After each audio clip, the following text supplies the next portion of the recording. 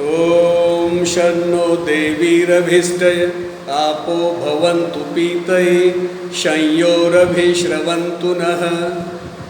ये यजुर्वेद का मंत्र है। आज का विचार, इस मंत्र का अर्थ है, हे प्रभु, हे सर्वव्यापक, आप सुख के सागर हैं। सुख का वर्षाव आप करते हैं, बिना मांगे हमें सुख देते हैं, आनंद की प्राप्ति करते हैं, आनंद की प्राप्ति करवाते हैं। तो हे सर्वाधार परमेश्वर, हमारे जीवन में, सृष्टि में सुख और आनंद का वर्षाव कीजिए। ये शॉर्ट में अर्थ है, डिटेल करेंगे तो पूरा वीडियो इसी पे बनता रहेगा।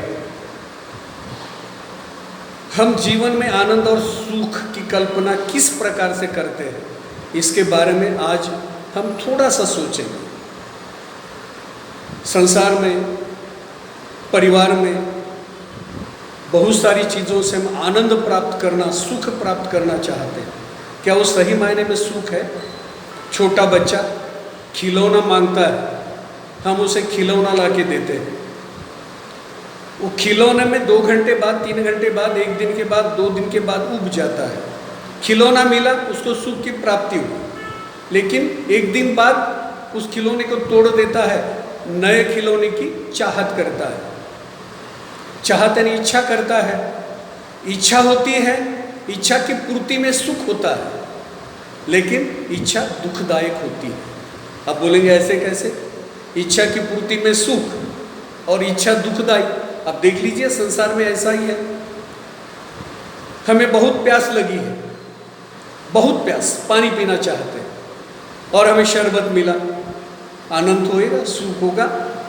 लेकिन उस सुख की प्राप्ति करने के लिए हमें प्यास का दुख झेलना पड़ा। प्यास के दुख के पूर्ति के बाद हमें आनंद प्राप्त हुआ।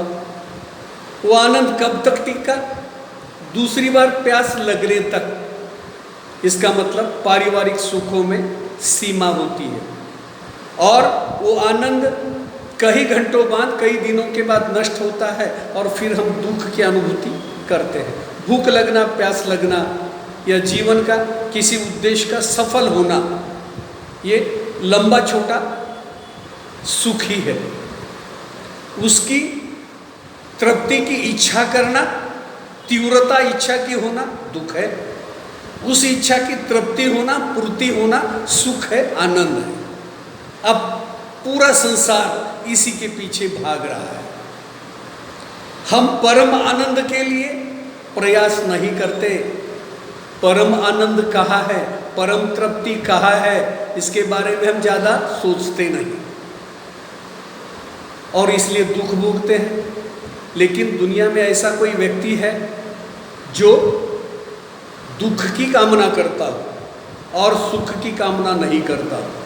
दुनिया में जितने भी प्राणी, जितने भी मनुष्य है, वो सब सुख की ही कामना करते हैं, लेकिन सुख को प्राप्त नहीं करते, उद्देश्य से भटक जाते हैं, इसलिए सुख की प्राप्ति नहीं होती। दुख को पाल के रखते हैं, इसलिए सुख को प्राप्त नहीं कर सकते। पारिवारिक चीज़ों को छोड़ना नहीं चाहते, उसमें लिप्त होते हैं, इसीलिए दुख को प्राप्त करते हैं। आइए इसे समझने के लिए हम एक कहानी आधार लेते। कहानी का एक युवा था, पढ़ा लिखा, पढ़ लिख के अच्छा नौकरी पाया, शादी हुई। नया नया शादी के बाद बहुत सुख मिला, घर गृहस्थी बड़ी मज़े से चल रही, बच्चे हुए 2। उसके बाद थोड़े से छोटे मोटे क्लैशेस हो गए। अब दुनिया का हर परिवार देख लीजिए, किसी भी परिवार के बारे में सोच लीजिए, यही कहानी हर घर घर, ये घर घर की कहानी है। उस युवक के घर में भी जब डिमांड बढ़ने लगी, डिमांड की पूर्ति नहीं हो रही, तो छोटे छोटे क्लैशेस होने लगे और घर में दुख होने लगा। जो युवा काम से तुरंत घर आना चाहता था, उसकी घर आने की इच्छा मर गई। उसे लगता था घर जाऊं, फिर झगड़ा। कई दिन, कई साल ऐसे 1-2 साल निकल गए, बच्चे थोड़े बड़े हो गए। उसके मन में क्यों परेशानी में पड़ा हूँ, इस जीवन को खत्म ही कर देता हूँ, दुख से मुक्ति हो जाएगी। और आजकल बहुत सारे लोग जीवन को समाप्त करके सुख पाना चाहते हैं, ये भी संभव नहीं और ये भी अच्छा मार्ग नहीं है। एक दिन काम पर से आते आते घर नहीं आकर वो एक बगीचे में रुक गया, थोड़ा बैठ गया, सोचने लगा। उसी बगीचे में घूमने के लिए एक सज्जन पुरुष हर रोज आते थे। वो घूम रहे थे, घूमते घूमते बेंच पे बैठे, साइड में बच्चा ये युवा बैठा है, उदास दिख रहा था चेहरे पर से। इन्होंने पूछा, क्या भाई दुखी हो, क्या बात है, क्या हुआ? ये युवा नहीं बोल रहा है। बड़े प्रेम से पूछने के बाद इन्होंने अपनी पूरी कहानी बताई, परिवार का पूरा मामला बताया। तो सज्जन पुरुष बोले, चलो बेटा हम थोड़ा घूम लेते हैं, घूमते घूमते बात भी करेंगे। और घूमते घूमते चलते चलते इन्होंने कहा, एक पत्थर पड़ा था सामने, आधा किलो का पत्थर होगा। उन्होंने बोला इसको उठा ले। उसने हाथ में उठा लिया, चलने लगे, बात होती रही। वो इसको पूछते गए परिवार के बारे में, माँ बाप के बारे में, पत्नी के बारे में, बच्चों के बारे में, और ये बताता रहा। इसको दर्द होने लगा, वो पत्थर पकड़ के रखा है, ये हाथ का पत्थर ये हाथ में लिया, कभी पीछे हाथ करके दोनों हाथ में लिया, इसका दुख बढ़ रहा है। तो इन्होंने उनको कहा, बाबूजी ये पत्थर मुझे दुखी कर रहा है। उन्होंने बोला, छोड़ दे, मैंने उठाने को कहा था, पकड़ के रखने को थोड़ी कहा था। उठा के साइड में फेंक देता तब भी चल जाता था। आगे चल रहे, बाबूजी बोले, बेटा दुनिया में हर व्यक्ति ऐसा कर रहा है, दुख को पकड़ के बैठा है। ये पत्थर को बैठा, आधा किलो का पत्थर होगा, ये उठाया, कुछ नहीं लगा, लेकिन 10 मिनट में ये दुख देने लगा। दुनिया में हर छोटा दुख भी ऐसा है, जब व्यक्ति उसे पाल के रखता है, उसी में जीने लगता है, तो दुख बढ़ जाता है या दुख होता है। जब उसे छोड़ देगा तो सुख होगा। फिर सुख का मंत्र क्या है? सीधा मंत्र है, दुख को छोड़ो, सुख मिल जाएगा। परम सुख की प्राप्ति करनी है तो दुनिया के सारे दुख के झंझट को मिटा दो, वर्तमान में जीवो, सदा खुश रहो, आनंद में रहो, यही वो सिखाता है। एक अंग्रेजी की कविता है, time to be happy is now, time to be happy is now, place to be happy is here, and the way to be happy is to make someone happy and have a little heaven right here. अर्थ क्या है? Happy होने का, आनंदी होने का समय लोग पूछते हैं कौन सा है? अरे भैया, आनंदी होने का समय यही है। अब ये वीडियो बना रहा हूँ मैं तो आनंद में हूँ, आप सुन रहे हो तो आनंद में हो।